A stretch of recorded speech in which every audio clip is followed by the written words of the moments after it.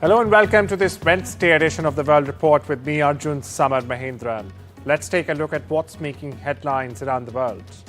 Chinese military conducted long-range live-fire drills in the East China Sea on Wednesday, the second day, in fact, of exercises aimed at intimidating Taiwan against seeking independence. A spokesperson of China's Eastern Theater Command said the exercises on Wednesday, codenamed Straight Thunder 2025A, were in fact carried out in the middle and southern areas of the Taiwan Strait. They focused on testing troops' capabilities of area regulation and control, joint blockade and control, and even precision strikes on key targets. Now, Beijing views Taiwan as a part of its territory to be brought under its control by force, if so necessary, while most Taiwanese favor their de facto independence and democratic status.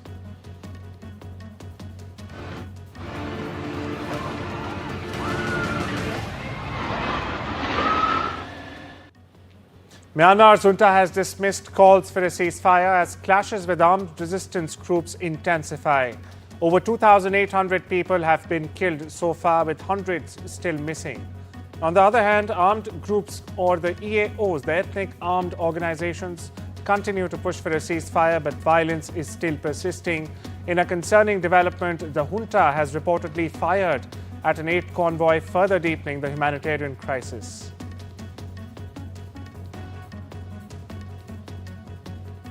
My colleague Vishal Vivek joins us for more on this. Vishal, what's the latest you're picking up from Myanmar and even the Chatuchak building collapse? So the Myanmar situation is pretty intense, as we've been reporting. More than 2,800 people have officially been killed. That is the information coming in from the military junta itself. But as we've been reporting, it's quite difficult to believe in that information because they have known to be, spreading misinformation. So that will have to be rechecked again and again because the 7.7 magnitude earthquake that struck Myanmar is quite devastating. Almost all of Mandalay, which is the second largest city of Myanmar, has been destroyed. And coming back to Chatuchak in Bangkok, the search for the first survivor continues, though there are no chances of them being found. They have pulled out one body since last night, making that the 15th victim officially, although they have said that they have found many more bodies, but they have not been able to locate them, reach to them. And on the other hand, there are some new findings that the government has come up with. So at least 3,000 buildings were damaged due to that tremor that shook Bangkok last Friday.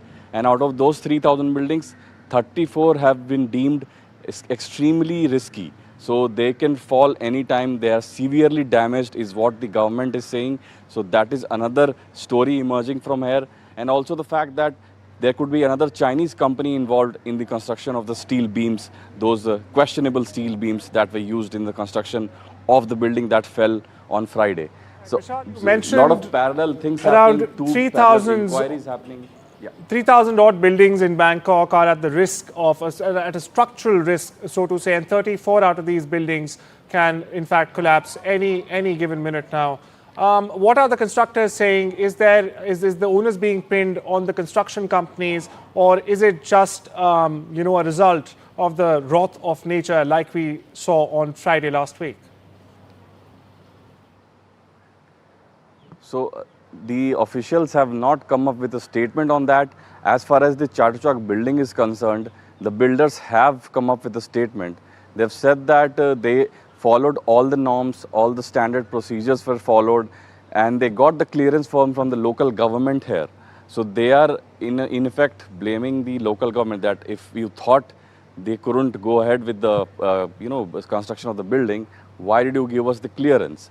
So they are not ready to accept the blame, and they are passing the ball to other courts. This is just a blame game going on, very typical of any disaster of such magnitude. Whenever such a thing happens, these things do tend to follow these disasters. So that is what is happening here in Bangkok. The blame game is happening, and two Chinese companies could be at the center of this huge magnitude of disaster. Well, thank you so much for that update, Vishal. I request you to actually stay on as there's another development from Bangkok. We have viewers, leaders from the BIMSTEC nations are in fact also attending the BIMSTEC summit in Bangkok. Now, PM Narendra Modi will also be attending the summit on the 4th of April, where leaders will focus on strengthening maritime cooperation. Now, the regional bloc, which includes India, Nepal, Bangladesh, Sri Lanka, Bhutan, Myanmar and Thailand, will discuss trade, security and regional cooperation. My colleague Vishal continues to be with us.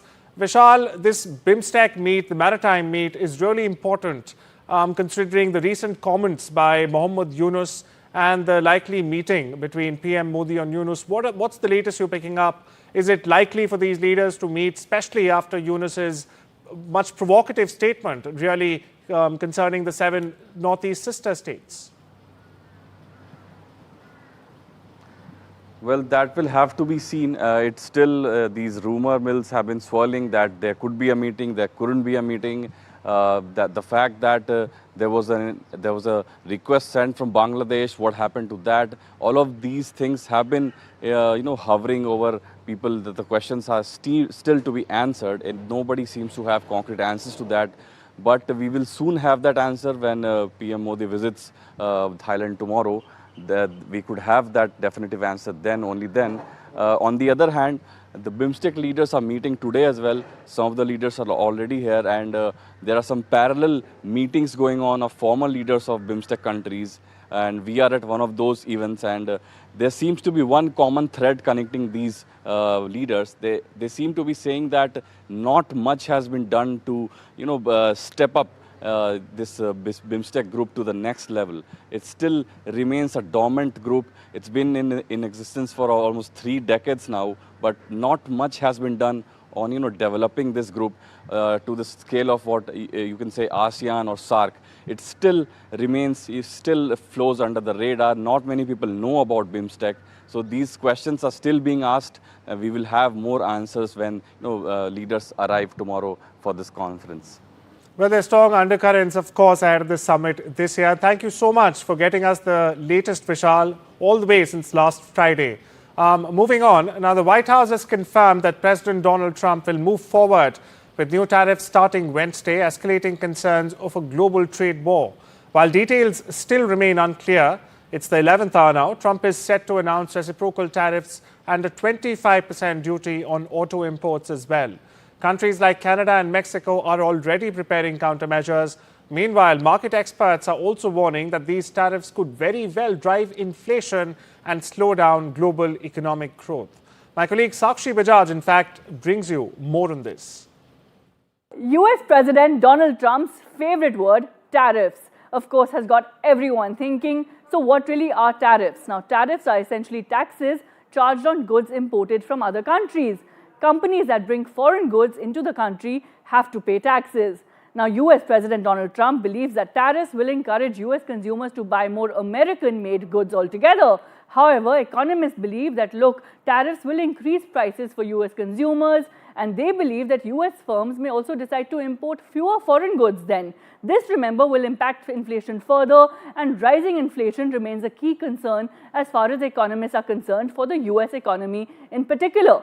So Trump's tariffs and the overall impact then. Now, what does this mean for the overall impact if, of course, Donald Trump's tariffs of reciprocal nature or universal nature go ahead in full measure? If they do go ahead in full measure, remember, they can officially reshape the global economy and the framework for businesses altogether. Now, picture this, just as an example, if a US-based restaurant or a baker is getting inputs from Canada, now remember, the input prices will then increase if they do go through, if these tariffs do go through in universal nature, in reciprocal nature for the rest of the world.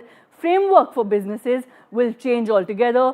Global supply chains and costing will also change. So economists believe that as far as India is concerned, India must push for far more export market diversification than earlier. Analysts say that, look, market gains today in India's stock markets reflect the fact that the tariff impact really has been discounted to a large extent as far as India is concerned. Analysts also believe that, look, adverse US impact and adverse impact in US stock markets or the US economy may finally make US President Donald Trump soften his stance on tariffs in the long term. The towering blaze erupted at a Petronas gas pipeline in Malaysia, injuring at least 145 people and damaging nearly 200 homes. Witnesses described flaming debris falling from the sky and windows shattering due to the explosion. Meanwhile, authorities have said that the fire has been extinguished and all hospitalized victims are in stable condition. Meanwhile, Prime Minister Anwar Ibrahim has assured Petronas and the government, in fact, will take full responsibility for restoration, which could take a year or even longer. An investigation is underway to determine the cause of the explosion as we speak. In a closely watched race, Democrat-backed Susan Crawford has, in fact, won a seat on the Wisconsin Supreme Court, maintaining the court's 4-3 liberal majority. The race became the most expensive judicial contest in U.S. history, with over $90 million spent. Conservative candidate, on the other hand, Brand Schimmel, backed by President Donald Trump and billionaire Elon Musk, conceded after trailing by 10 percentage points. The court is set to rule on key issues like voting rights, abortion, and labor laws as well. Meanwhile, 2 Trump-backed Republicans secured House seats in the Florida special elections. Over in West Asia, the US has imposed sanctions on entities and individuals in Iran, the UAE, and China, whom it accuses of being part of an Iranian weapons procurement network, as Donald Trump seeks to ramp up pressure on Tehran.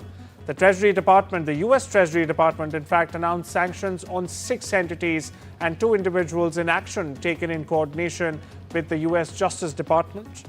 They've been accused of responsibility for procurement of unmanned aerial vehicles, or UAVs, as they are called, their components, on behalf of a leading manufacturer for Iran's drone program. Russian President Vladimir Putin's close advisor, Kirill Dmitriev, is reportedly expected to visit Washington this week for talks on Ukraine with President Donald Trump's envoy, Steve Witkoff. He'll be the most senior Russian visitor to Washington since the 2022 invasion of Ukraine. Dmitriev is the head of Russia's Sovereign Wealth Fund and a senior member of Putin's negotiating team in the indirect ceasefire talks with Ukraine, which the Trump administration is mediating. Staying with Russia, Putin begins the biggest Russian military call-up in years together. President Vladimir Putin has called up some 160,000 men aged between 18 and 30 years. It's Russia's highest number of conscripts since 2011. This as the country moves to expand the size of its military. The current draft, which takes place between April and July, comes despite US attempts to forge a ceasefire in the 3-year-long war. US federal prosecutors are seeking the death penalty against the man accused of fatally shooting United Healthcare CEO Brian Thompson outside a Manhattan hotel on the 4th of December in New York. The US Attorney General Pam Bondi said on Tuesday. Mangione is facing both state and federal charges in connection with Thompson's killing. He has pleaded not guilty to the state charges and has not even entered a plea to the federal ones. The maximum punishment, in fact, on the state charges is life in prison.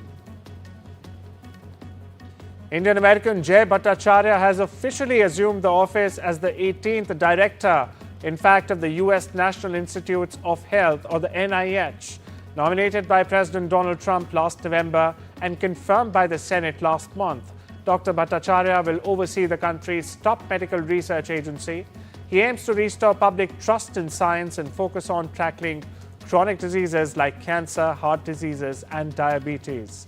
A Stanford professor and health economist, Dr. Bhattacharya gained prominence during the pandemic for co-authoring the Great Barrington Declaration, advocating for reopening schools while protecting vulnerable populations. Chile's President Gabriel Boric has praised Prime Minister Narendra Modi's global leadership, calling him a key geopolitical player. Speaking in New Delhi during his state visit, Boric highlighted India's growing influence, noting and underlining PM Modi's ability to, in fact, engage with world leaders across political divides. The visit also marks 76 years of the India-Chile diplomatic ties, with both nations signing agreements on cultural exchange, Antarctic research and trade. Boric is set to visit Agra, Mumbai and Garden City, Bengaluru during his trip.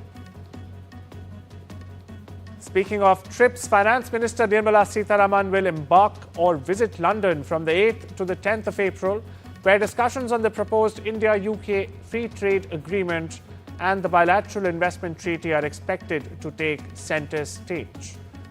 The Finance Minister is also likely to meet UK Chancellor of the Exchequer Rachel Reeves and other British ministers during the visit. Now, the talks, which resumed in February after an 8-month break or hiatus, focus on market access for Indian students and professionals, with the UK seeks tariff cuts on goods like Scotch whisky and electric vehicles.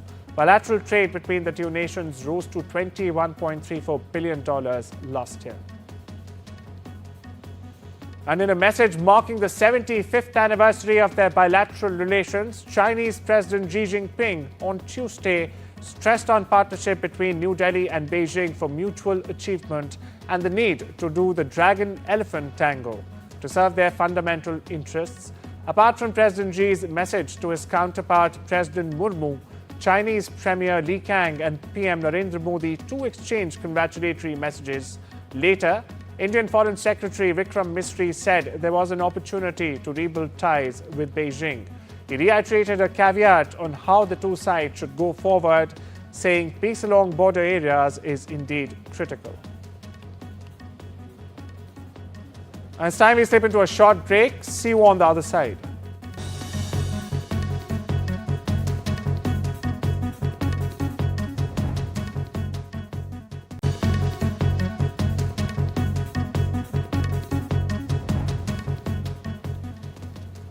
Welcome back. You're watching the World Report with me, Arjun, Samar, Mahendran. Moving on to business news now.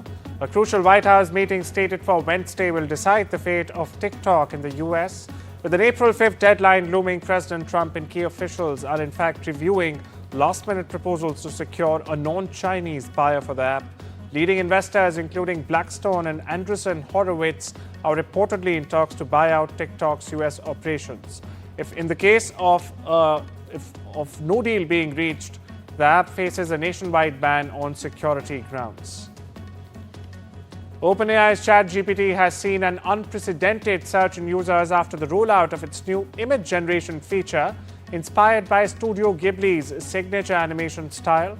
The update has fueled social media trends and has pushed ChatGPT's active user base past 150 million for the first time this year. CEO Sam Altman has said that they added 1 million users in just 1 hour, but the spike in demand has led to temporary service disruptions as well. The Meta's AI division is undergoing a leadership shake-up as Joelle Pinou, the head of AI research, announces her departure after 8 years at the helm. Pinou led the development of key AI tools like PyTorch and Llama, shaping Meta's AI strategy altogether. Her exit comes as tech giant intensifies its AI push, competing with rivals like OpenAI and Google in the fast-evolving artificial intelligence landscape. The world of sports, Lionel Messi's bodyguard, Yassine Chouko, has revealed that he is no longer allowed to protect the football star from the touchline during Inter-Miami matches.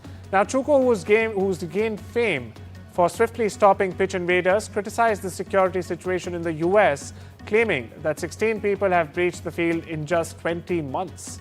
MLS, or Major League Soccer, however, stated that its security protocols remain unchanged. Inter-Miami has yet to comment on the matter. In the world of golf, Tiger Woods pulled an April Fool's prank, claiming he was ready to play in the Masters just weeks after returning his Achilles tendon. The golf legend posted the joke on social media, saying that he had recovered thanks to a hyperbaric chamber and explosive lifts. Minutes later, however, Woods clarified it was all in good fun, admitting his Achilles is still in bad shape. Now, 49-year-old Woods last played an official tournament in July last year. Golfer Akshay Bhatia is back at the Valero Texas Open, where he won his first PGA Tour title last year.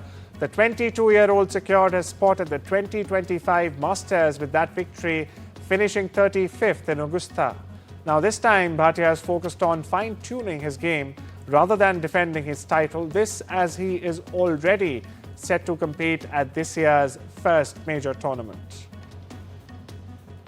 Madison also advanced, defeating Robin Montgomery in straight sets. In the world of entertainment, Hollywood actor Val Kilmer, known for his iconic roles in Top Gun, The Doors, Tombstone, and even Batman Forever, has died at the age of 65. According to the New York Times, the cause of his death has been ascertained pneumonia, as confirmed by his daughter Mercedes Kilmer as well. Now, Kilmer was one of Hollywood's top stars in the 1990s, but faced career setbacks due to his clashes with directors and co-stars. His legacy includes a reputation for intense performances and perfectionism, with his final major appearance in Top Gun Maverick alongside Tom Cruise. In an unprecedented diplomatic gesture, Israel's foreign ministry hosted the world premiere of The Diplomat, starring John Abraham, to welcome India's new envoy, JP Singh. Now, the film is based on a real-life crisis that Singh helped resolve. Israeli Foreign Minister Gideon Saar met Singh before the screening, wishing him success in his tenure as the new ambassador. However, he had to miss the event due to an urgent call from the Prime Minister's office. UK's Queen Camilla marked the 21st anniversary of Safe Lives, a domestic abuse survivors charity, by hosting a reception at the Clarence House. As the charity's patron since 2020 for 5 years now, she's welcomed 100 survivors and professionals, acknowledging how discussions around domestic abuse have evolved over the years. She was also honoured with an award for her commitment to the cause. Listen in.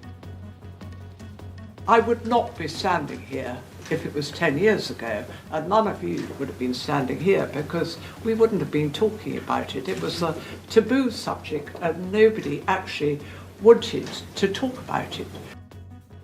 CinemaCon 2025 saw Hollywood's biggest stars walking the black carpet in Las Vegas.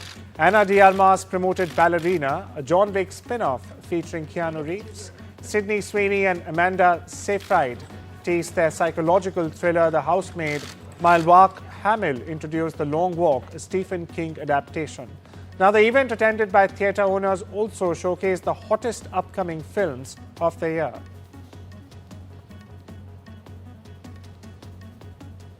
Now, with that, it's a wrap today. Take care and have a wonderful day.